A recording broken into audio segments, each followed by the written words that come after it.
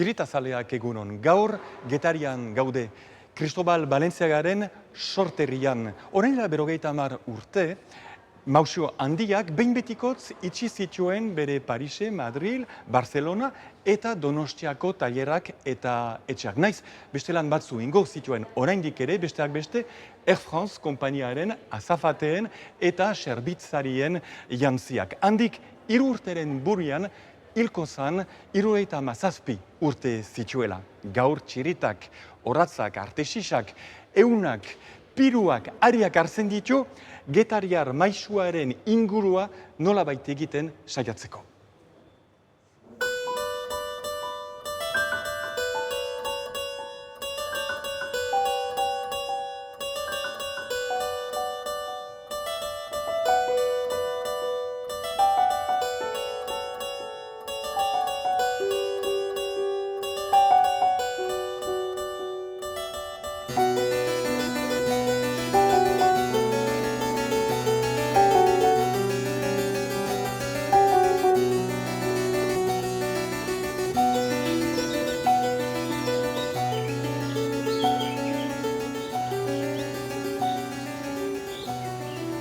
Niren egunon eta mil esker benetan hemen gure taldea harturik zaitugu, Balenciaga museoaren burua, zuzendaria, hain zuzen jakin nahi nuke nor zen Cristobal Balenciaga. Eta hemen esan daiteke abiatu zela ikusten dugun jauri honen nausiak, Casatorres Marquesak, ikusi baitzituen, sentitu baitzituen bere talentuak. Cristobal Balenciaga zen jostun trebea, sortzaile berritzaile bat, enpresario ausarta, eta nik esango nuke getariarra zela. Bere amagandik ikasi zuen jostea, bai Marquesa de Casatorres miresten zuen, bere modeloak, bere oihalak, eta hor hartu zuen bere buruak egiteko helburu hori. Bere familiarentzako hasi zen josten, familia testinguruan, eta bai, hemendik junzan Donostira, justu mendien beste aldera, bai, formatzeko abentura enpresariala hasteko. Baina beti getarian zeukan buruan, beti oroipenean, nik uste dut koloreak, hemengo koloreak, berdeak, urdinak, marroiak, pardoak hor zegoen bere paleta kromatikoan, hemen herriko jantziak baita volumenak eta eguneratutak hor zeukan bere buruan modeloan egiten duenean. Eta koloreak aipatu dituzu, beltza ere bada, egia da, Elizara joaiteko andereak beltzez jantzita zeudela, batzutan ere ezkontzeko, iparraldean, uste dut hemen ere bai, beltzez, hor ere batzuen hori. Nik uste dut baietz, baina ez zegoen beltz bat, ez da beltz Balenciaga, ziren milaka beltz, tonu desberdinak eta matiz gehiagorekin.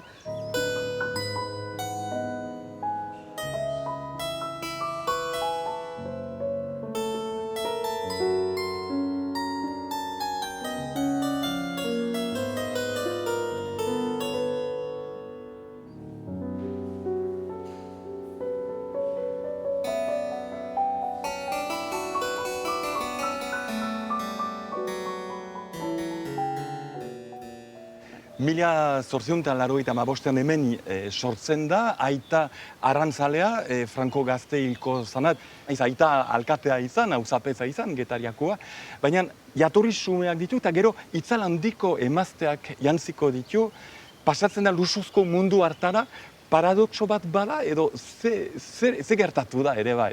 Bai, izan daike paradoxoa, baina nik uste du jatorriak eman zion izaera oso langilea, oso bere bururekiko fidela eta baita diskretua. Eta, hori bilakatzen zen ezun nahi agertzea, ezun nahi publikoi ematea, eta biztoriotsua izanez, nik uste dut publikoari erakarri zion baita ere hori. Baina bere talentuaren indarra zen, azken finean, dama handi hori saloietara erakarri zuena. Bueno, beraiek pentsatzen zuten Balenciaga jantziekin beti dotore eta eder egongo zirela eta horregatik hori ziurtasun bat ematen zuen. Orduan, hori nik uste dut klabea zen, bere arrakastan.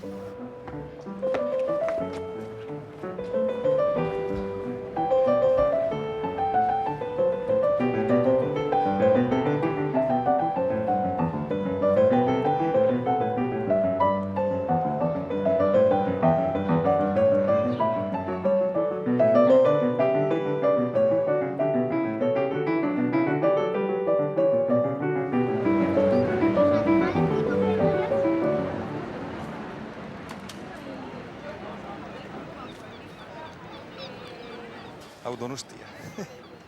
Zuberi Donostiarra? Sí, el barrio de Gros, aquí, justo a côté. Pedro, benetan, mil esker gurekin izanik, zaitugu argazkilaria, Balenciagari buruz aditua. Egan daiteke beraz, zinez, Cristobalen ibilbide profesionala hemen Donostian hasi zela orduan. Il est venu avec sa mère et ses frères ici à Saint-Sébastien. Il a commencé dans plusieurs endroits et comme assistant de tailleur et tout ça. Après, il a créé la première salon de couture avec 2 couturières, las hermanas Crespo. Mais c'est vraiment à partir d'Issa, quand il a pris le nom de la famille de sa mère, qui s'est installé ici à l'Avenida de la Libertad, que ça a commencé vraiment. Et après, en 1936, il est parti à Paris et il a fait Balenciaga à Paris. Mais ça, toujours il a gardé un souvenir spécial pour la maison, disons, madre, ici à Saint-Sébastien. Eta beraz, Donosti untan, garai hartako Donostian, bazen alako bezeria ere bai? Oui, disons que Saint-Sébastien, c'était un endroit privilégié parce que la famille royale et la cour, ils venaient à Saint-Sébastien passer l'été. Avant, passer l'été à Saint-Sébastien, ça veut dire que c'était de juillet à septembre. Ah ouais. Donc c'était 3 mois. Donc 3 mois, il y avait beaucoup de clientèle, il s'est commandé plein de vêtements et des choses. Donc il y avait vraiment une clientèle, aussi la clientèle de la région, disons que de Pamplona, de Bilbao, et aussi du côté de Bayonne et de Biarritz. Et même les couturiers de Paris, ils passaient ces collections ici, parce qu'il y avait vraiment une clientèle, c'était l'endroit chic du pays. Non? Orduan, Balenciagarentzat, noski, Donostia da ate bat berdin Parisera joaiteko, eta gertakari lazgarri bat, Espainiako gerla zertan izan da? En 1936, toute sa clientèle il est tombé parce que il venait pas ici passer l'été, tu vois. Donc ça commençait en juillet, bon, c'était très, très dur. Donc il a pensé que c'était un moment de partir. Et avec un petit capital et l'aide d'un impresario basque qui c'était Nicolas Vizcarrondo, ils ont ouvert la première maison Balenciaga à Paris, non, en 1936. Ils ont bien travaillé de 1936 à 1940, mais après il a eu l'occupation française avec tous les Allemands. Donc ça a été aussi une chose très, très forte pour lui. Donc disons qu'il a traversé la Première Guerre mondiale, la Deuxième Guerre mondiale, l'occupation et la guerre civile. Je crois que c'est assez pour un artiste.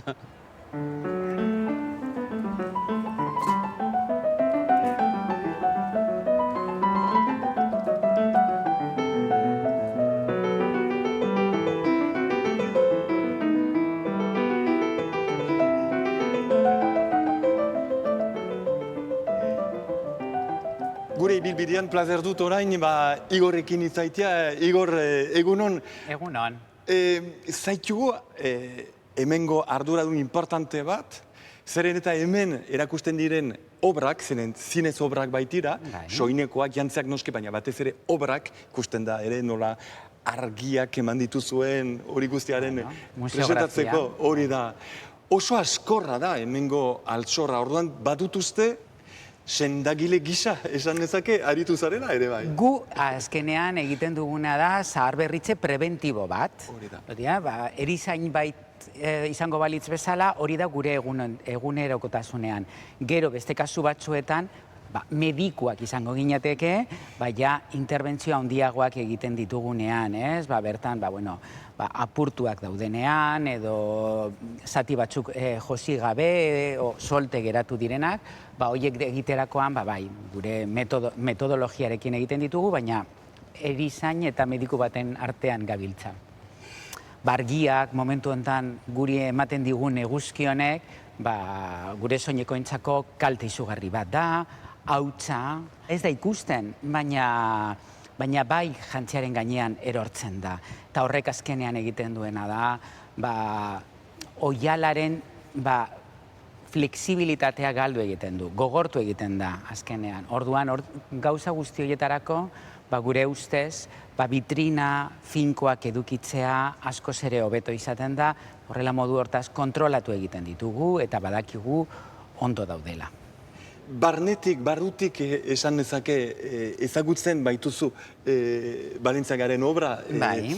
Nolatan uler daiteke bere garaia horren beste markatu zuela? Ze denek hau batez esaten dute, errekonitzen baitute bere maisutasuna. Moda 2 minutuko gauza bat da. Gaur modan dagoena, bihar ja ez dago, edo oso laburra da. Eta Balentziagan, berak hori dena ikasitako hori barneratu egin zuen, eta momentu bakoitzean ideia horiek landu egin zituen, baina inoiz ez zituen ahaztu.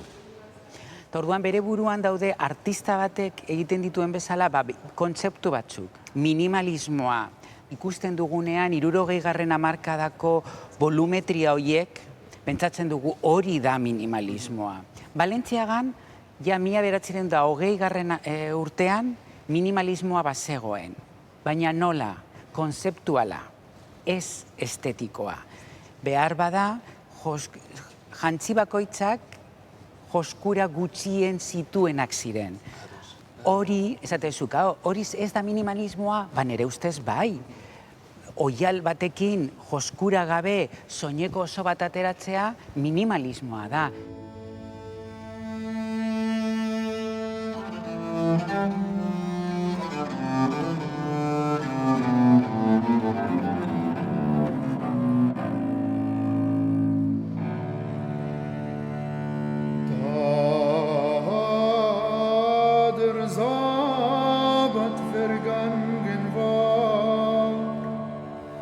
Maria Magdalena und die andere Maria, welche genannt wird Jakobi und Salome. Beste bat, adibidez, lasai ibiltzeak emakumeak, komodo, ez? O konfortable, beraiek.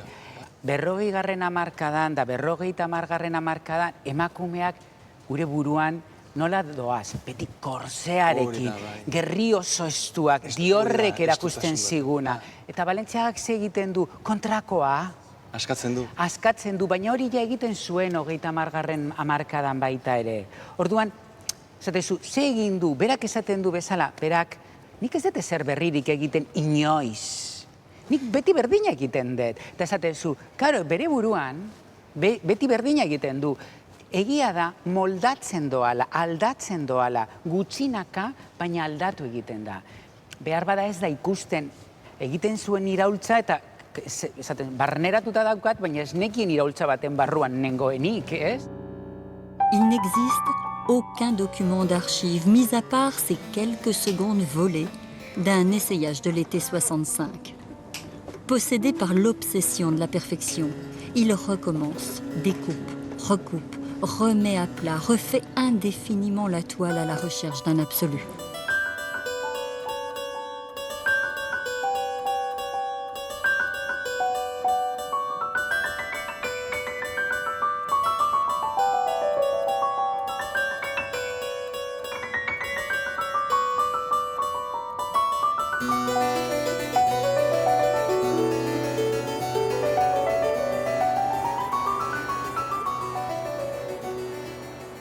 Bai, Pedro, emeki antzina goaz gure emankizunean, eta noske aipatu nahi nuke Balentziagaren mendea erakusketa, Baionan izan zena, eta bururatu duzun liburu eder hori, nola egin zenuen, beraz, eta erakusketa hori? Badu sentitu berezi bat zuretzako? Ma grand-mère, il était juste un assistant couturière. Il disait toujours Monsieur Valenciaga, pour elle, c'était une chose très importante. Donc mon oncle, quand il est mort, ça fait 3 ans, on a déménagé, ma sœur et moi, sa maison.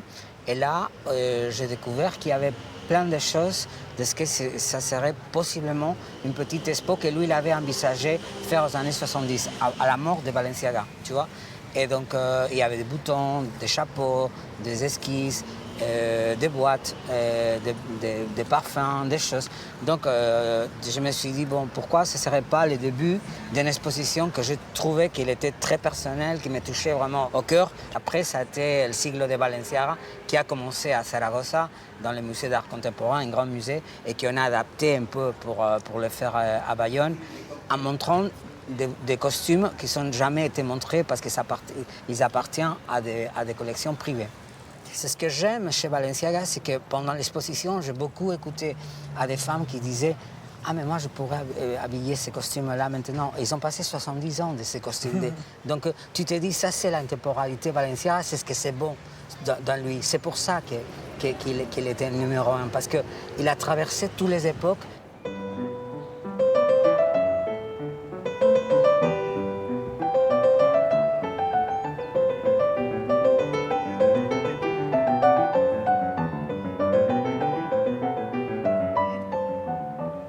Cristobal Balenciaga garaian, Voz de Galizia deitu egunkarian, elkarrizketa baten, aipatzen duzu gehiegi sobera ezagutzen ez dugun bere alde bat. Eta hau da, alde manageriala. Horrela da, niri arreta ematen dit hori benetan, bai zen sortzaile ikaragarria, baina baita enpresako zentzu bat zeukala osona. Orduan, lehenbiziko urte profesionalak, ibilbide hori da, apasionante. Berak hasten du Donostian eta sortzen du lehenbiziko etxea 1917an. Orduan, berak nahi duen egin jantziak aristokraziarentzako. Orduan, zerga altuenak ordaindu behar zuen kategorian inskribatu zen, hasiera batetik.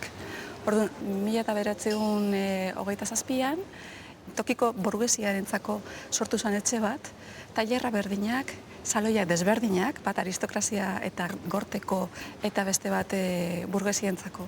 Edapen bat egin zuen, 1933an Madrilera eta 1935an Bartzelonara. Eta gero bai, 1937an junzan Parisera. Baina ezun Espainiako etxeak itxi, mantendu zuen, eta hori zen oso ez ohikoa garai hortan eta goi joskintzan. Egia da, modeloak Parisetik Donostira etortzen zirela, eta Donostitik Madrilera eta Bartzelonara. Osa, Donosti zen Espainiako zentrala. Modeloak bidali, baina gero hemen Espainian egokitu bai bezeroaren gustuari eta baita ere Le Petit Mal lejostunak hemen formatzen ziren eta gero denboraldian juten ziren Parisen laguntzera edo errefortzu bezala edo horrekin lortu zuen ekonomia eskala bat edo horrelako zerbait negozio modelo berria eta berritzailea baita.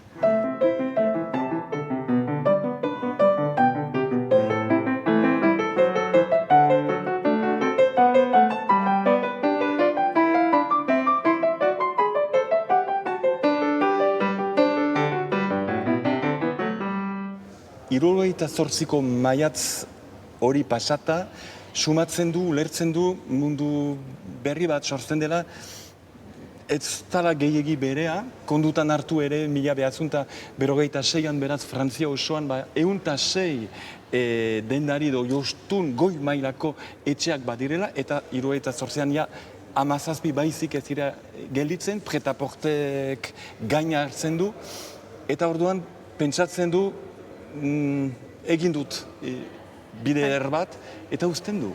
Eta azkena, guai dela 50 urte.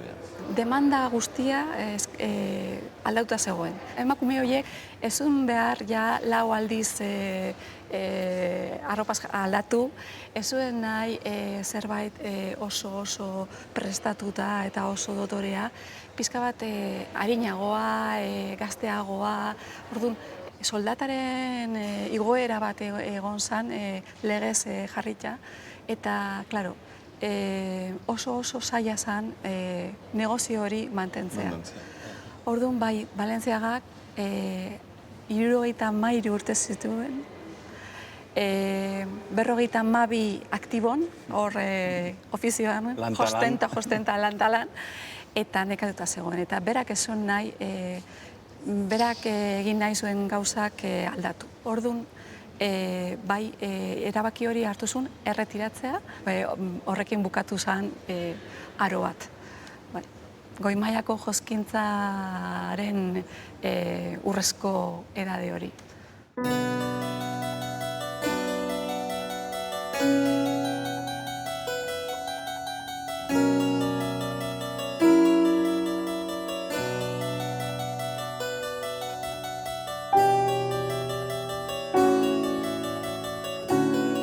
Balentziagak behar bada zekien marrazten ondo, jendeari erakusteko moduan, zekien marrazten josteko. Berak, hasiera batetikan bukaera arte bukatu zezakeen. Orduan, Balentziagak hori lortu egiten zuen bere eskuz. Berritzailea zala, aipatzen duzute, ausarta ere, bai, dut batez ere gogoan, Babydol zea gona hori... Babydolak daukana, nire ustez, iraultza, da oiala nola erortzen dan gorputzan, alde batetikan, baina bestetikan momentu hartan gerria markatzen zuten denak. Eta Balentziagak egin zuen gerrikoa desagertu egin zen. Baina Babydol bati gerriko bat jarriko bagenio, ikusiko genuke 50. hamarkadako soineko bat, besterik ez. Baina gerriko hori kendu dena egiten du, ez? Eta artikulu batean, 1917an, aldizkarian agertzen zen, Balentziagari buruz, gauza txiki bat da, pikina da, baina txiki horrek dena egiten du. Eta hori da, oain erakusketan adibidez dago 1968 bere azkeneko bildumako soineko bat. Ura ikusita, Raban osoa ikusten duzu. Zerba, diadenak borobilak, baina kotoizko borobil batzuk, eta berdin izatezu kateak izango balitz bezala, Pako Rabanen kateak, baina oialez egina.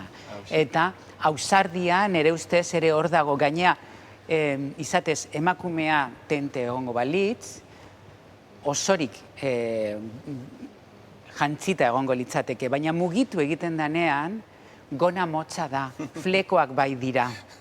Orduan, horrek nire ustez ausardia hor dago. Musika eta hornitura gabeko desfile bakar batean, etzen ez da ere ageri, Cristobal Balentziaga, bilkerrezketa baizik ez zituelarik eman bizitza osoan.